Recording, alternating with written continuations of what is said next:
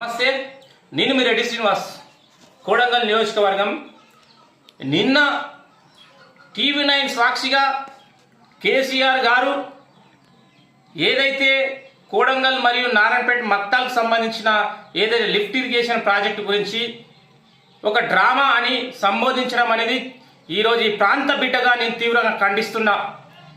10 ఏళ్ళకెళ్ళి పవర్లో ఉండి కనీసం ఈడున్న ఇటుక పెట్టను ఇటుకను బయటికి పెట్టలేని నువ్వు ఈరోజు గెలిచిన ప్రభుత్వం వచ్చిన 100 రోజుల్లోనే ఈ ప్రాంత ప్రజల కన్నీళ్లను తుడవాలని, కృష్ణా నీళ్లను తెచ్చి మా పాదాలు గడగాలని ఆలోచన చేస్తున్న గౌరవ ముఖ్యమంత్రి రేవంత్ రెడ్డి గారిని ఈరోజు కించపరిచే విధంగా ఈ ప్రాంత ప్రజల యొక్క ఆకాంక్షకు విరుద్ధంగా మాట్లాడుతున్న ఈరోజు మాజీ ముఖ్యమంత్రి కేసీఆర్ గారు ఒక్కసారి మీరు ఆత్మవిమర్శ చేసుకోలే.